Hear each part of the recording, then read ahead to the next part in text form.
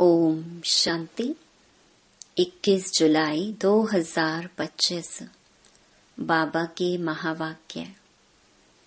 मीठे बच्चे, पुरुषार्थ कर दैवी गुण अच्छी रीति धारण करने हैं। किसी को भी दुख नहीं देना है। तुम्हारी कोई भी आसुरी एक्टिविटी नहीं चाहिए।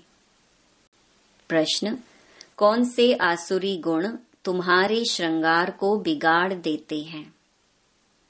उत्तर: आपस में लड़ना, झगड़ना, रूठना, सेंटर पर धमचक्कर मचाना, दुख देना, यह आसुरी गुण है जो तुम्हारे श्रृंगार को बिगाड़ देते हैं। जो बच्चे बाप का बन करके भी इन आसुरी गुणों का त्याग नहीं करते हैं, उल्टे कर्म करते हैं, उन्हें बहुत घाटा पड़ जाता है।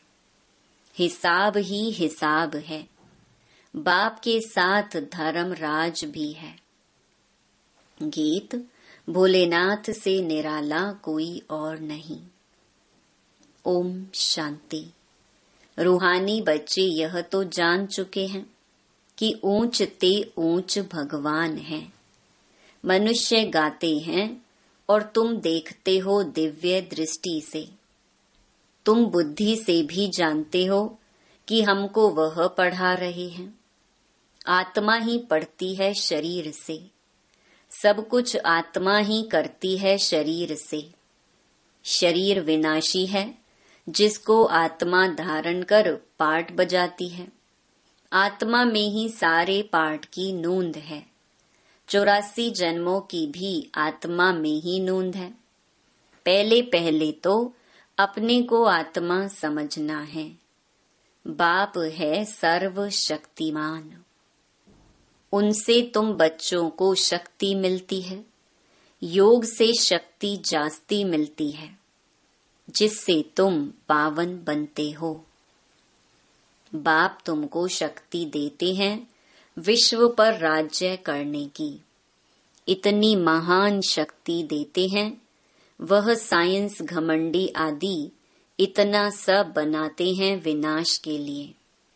उनकी बुद्धि है विनाश के लिए, तुम्हारी बुद्धि है अविनाशी पद पाने के लिए।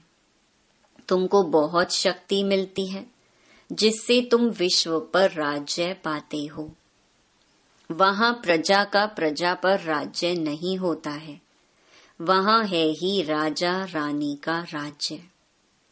ऊंच ते ऊंच है भगवान। याद भी उनको करते हैं। लक्ष्मी नारायण का सिर्फ मंदिर बनाकर पूजते हैं, फिर भी ऊंच ते ऊंच भगवान गाया जाता है। अभी तुम समझते हो यह लक्ष्मी नारायण विश्व के मालिक थे। ऊंच ते ऊंच विश्व की बादशाही मिलती है बेहद के बाप से। तुमको कितना ऊंच पद मिलता है, तो बच्चों को कितनी खुशी होनी चाहिए। जिससे कुछ मिलता है उनको याद किया जाता है ना। कन्या का पति से कितना लव रहता है, कितना पति के पिछाड़ी प्राण देती है। पति मरता है तो या हुसैन मचा देती है। यह तो पतियों का पति है। तुमको कितना श्रृंगार कर रहे हैं। यह ऊंच ते ऊंच पद प्राप्त कराने के लिए। तो तुम बच्चों में कितना नशा होना चाहिए। दैवी गुण भी तुमको यहाँ धारण करने हैं। बहुतों में अभी तक आसुरी अवगुण हैं। लड़ना, झगड़ना, रूठना, सेंटर पर धमचक्कर मचाना। बाबा जानते हैं बहुत रिपोर्ट्स आती हैं। काम महाशत्रु है तो क्रोध भी कोई कम शत्रु नहीं है। फलाने के ऊपर प्यार, मेरे ऊपर क्यों नहीं? फलानी बात इनसे पूछी, मेरे से क्यों नहीं पूछा? ऐसे ऐसे बोलने वाले संशय बुद्धि बहुत हैं। राजधानी स्थापन होती है ना। ऐसे ऐसे क्या पद पाएंगे? मर्तबे में तो फर्क बहुत रहता है। मेहतर सफाई कर्मी भी देखो अच्छे अच्छे महलों में रहते, कोई कहाँ रहते। हरेक को अपना पुरुषार्थ कर दैवी गुण अच्छे धारण करने हैं। देही अभिमान में आने से आसुरी एक्टिविटी होती है।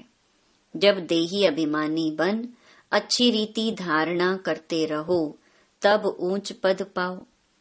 पुरुषार्थ ऐसा करना है दैवी गुण धारण करने का। किसको दुख नहीं देना है। तुम बच्चे दुख हरता सुख करता बाप के बच्चे हो, कोई को भी दुख नहीं देना चाहिए। जो सेंटर संभालते हैं उन पर बहुत रिस्पॉन्सिबिलिटी है। जैसे बाप कहते हैं, बच्चे अगर कोई भूल करता है तो 100 गुना दंड पड़ जाता है। देह अभिमान होने से बड़ा घाटा होता है, क्योंकि तुम ब्राह्मण सुधारने के लिए निमित्त बने हुए हो। अगर खुद ही नहीं सुधरे तो औरों को क्या सुधारेंगे? बहुत नुकसान हो पड़ता है। पांडव गवर्नमेंट है ना, ऊंच ते ऊंच बाप है, उनके साथ धर्मराज भी है। धर्मराज द्वारा बहुत बड़ी सजा खाते हैं। ऐसे कुछ कर्म करते हैं तो बहुत घाटा पड़ जाता है। हिसाब ही हिसाब है। बाबा के पास पूरा हिसाब रहता है। भक्ति मार्ग में भी हिसाब ही हिसाब है। कहते भी हैं, भगवान तुम्हारा हिसाब लेगा। यहाँ बाप खुद कहते हैं, धर्मराज बहुत हिसाब लेंगे, फिर उस समय क्या कर सकेंगे? साक्षात्कार होगा, हमने यह किया। वहाँ तो थोड़ी मार पड़ती है, यहाँ तो बहुत मार खानी पड़ेगी। तुम बच्चों को सतयुग में गर्भ जेल में नहीं आना है। वहाँ तो गर्भ महल है, कोई पाप आदि करते नहीं। तो ऐसा राज्य भाग्य पाने के लिए बच्चों को बहुत खबरदार होना है। कई बच्चे ब्राह्मणी टीचर से भी तीखे हो जाते हैं, तकदीर ब्राह्मणी से भी ऊंची हो जाती है। यह भी बाप ने समझाया है। अच्छी सर्विस नहीं करेंगे तो जन्म जन्मांतर दास दासियां बनेंगे। बाप सम्मुख आते ही बच्चों से पूछते हैं, बच्चे देही अभिमानी होकर बैठे हो? बाप के बच्चों प्रति महावाक्य हैं, बच्चे आत्म अभिमानी बनने का बहुत पुरुषार्थ करना है। घूमते फिरते भी विचार सागर मंथन करते रहना है। बहुत बच्चे हैं जो समझते हैं हम जल्दी जल्दी इस नरक की छीछी दुनिया से जाएं सुख धाम। बाप कहते हैं, अच्छे अच्छे महारथी योग में बहुत फेल हैं, उन्हों को भी पुरुषार्थ कराया जाता है। योग नहीं होगा तो एकदम गिर पड़ेंगे। नॉलेज तो बहुत सहज है, हिस्ट्री ज्योग्राफी सारी बुद्धि में आ जाती है। बहुत अच्छी अच्छी बच्चियां हैं जो प्रदर्शनी समझाने में बड़ी तीखी हैं, परंतु योग है नहीं, दैवी गुण भी नहीं है। कभी कभी ख्याल होता है, अर्जुन क्या क्या अवस्थाएं हैं बच्चों की। दुनिया में कितना दुख है, जल्दी जल्दी यह खत्म हो जाए। इंतजार में बैठे हैं, जल्दी चले सुखधाम। तड़फते रहते हैं, जैसे बाप से मिलने लिए तड़फते हैं, क्योंकि बाबा हमको स्वर्ग का रास्ता बताते हैं। ऐसे बाप को देखने लिए तड़फते हैं। समझते हैं ऐसे बाप के सम्मुख जाकर रोज मुरली सुने। अभी तो समझते हो यहाँ कोई झंझट की बात नहीं रहती है। बाहर में रहने से तो सबसे तोड़ निभाना पड़ता है, नहीं तो खिटपिट हो जाए। इसीलिए सबको धीरज देते हैं। इसमें बड़ी गुप्त मेहनत है। याद की मेहनत कोई से पहुंचती नहीं। गुप्त याद में रहें तो बाप के डायरेक्शन पर भी चलें। देह अभिमान के कारण बाप के डायरेक्शन पर चलते ही नहीं। कहता हूँ चार्ट बनाओ तो बहुत उन्नति होगी। यह किसने कहा? शिव बाबा ने। टीचर काम देते हैं तो करके आते हैं ना। यहाँ अच्छे अच्छे बच्चों को भी माया करने नहीं देती। अच्छे अच्छे बच्चों का चार्ट बाबा के पास आए तो बाबा बताएं, देखो कैसे याद में रहते हो। समझते हैं हम आत्माएं आशिक एक माशूक की हैं। वह जिस्मानी आशिक माशूक तो अनेक प्रकार के होते हैं। तुम बहुत पुराने आशिक हो। अभी तुमको देही अभिमानी बनना है। कुछ न कुछ सहन करना ही पड़ेगा। मियाँ मिट्ठू नहीं बनना है। बाबा ऐसे थोड़े ही कहते हड्डी दे दो। बाबा तो कहते हैं तंदुरुस्ती अच्छी रखो तो सर्विस भी अच्छी रीति कर सकेंगे। बीमार होंगे तो पड़े रहेंगे। कोई कोई हॉस्पिटल में भी समझाने की सर्विस करते हैं तो डॉक्टर लोग कहते हैं यह तो फरिश्ते हैं। चित्र साथ में ले जाते हैं। जो ऐसी ऐसी सर्विस करते हैं उनको रहमदिल कहेंगे। सर्विस करते हैं तो कोई कोई निकल पड़ते हैं। जितना जितना याद बल में रहेंगे उतना मनुष्यों को तुम खींचेंगे। इसमें ही ताकत है। प्योरिटी फर्स्ट कहा भी जाता है। पहले प्योरिटी, पीस, पीछे प्रॉस्पेरिटी। याद के बल से ही तुम पवित्र होते हो। फिर है ज्ञान बल। याद में कमजोर मत बनो। याद में ही विघ्न पड़ेंगे। याद में रहने से तुम पवित्र भी बनेंगे और दैवी गुण भी आएंगे। बाप की महिमा तो जानते हो ना। बाप कितना सुख देते हैं। 21 जन्मों के लिए तुमको सुख के लायक बनाते हैं। कभी भी किसको दुख नहीं देना चाहिए।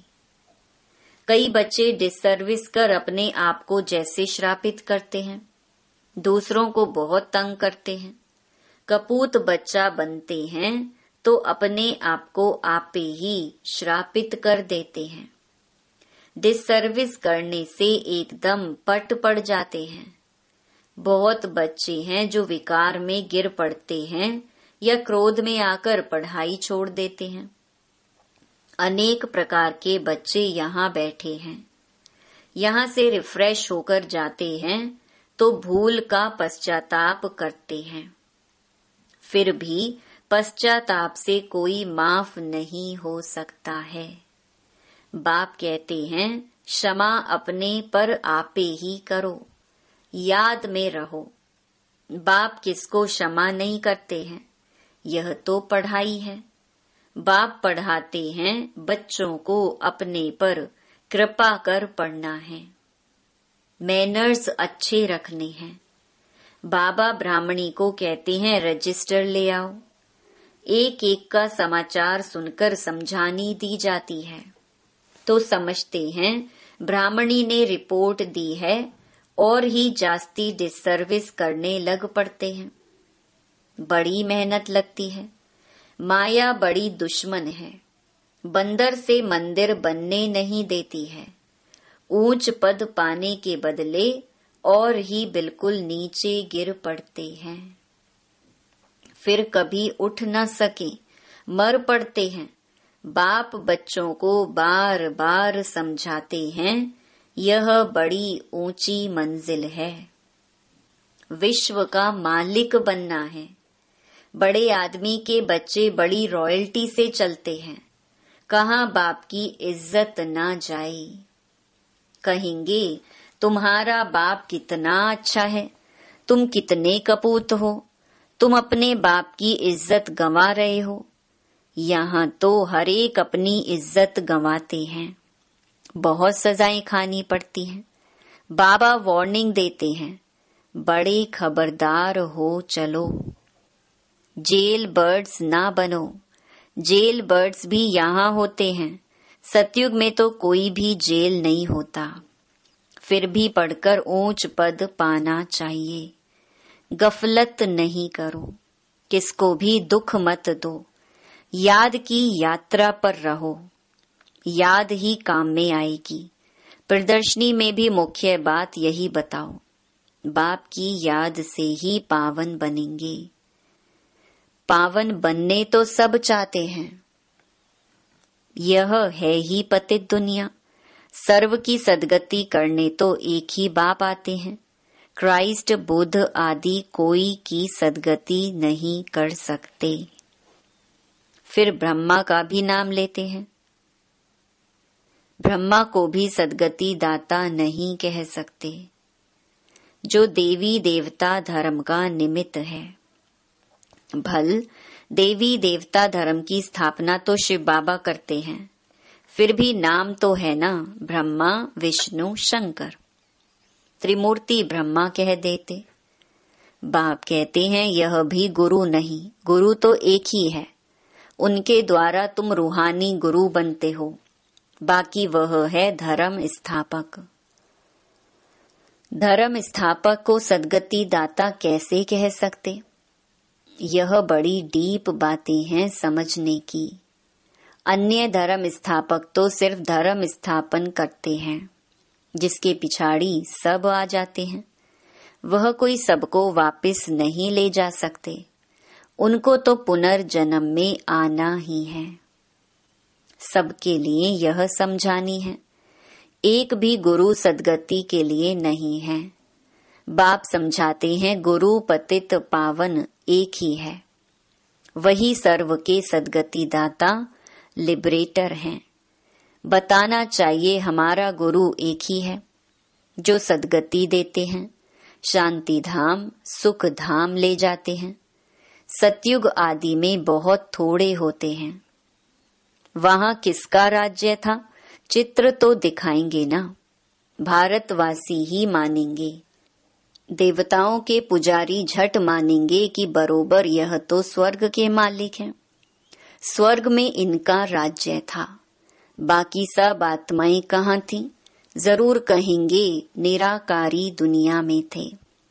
यह भी तुम अभी समझते हो, पहले कुछ भी पता नहीं था। अभी तुम्हारी बुद्धि में चक्कर फिरता रहता है। बरोबर 5000 वर्ष पहले भारत में इनका राज्य था। जब ज्ञान की प्रालब्ध पूरी होती है तो फिर भक्ति मार्ग शुरू होता है। फिर चाहिए पुरानी दुनिया से वैराग्य। बस अभी हम नई दुनिया में जाएंगे। पुरानी दुनिया से दिल उठ जाता है, वहां पति बच्चे आदि सब ऐसे मिलेंगे। बेहद का बाप तो हमको विश्व का मालिक बनाते हैं।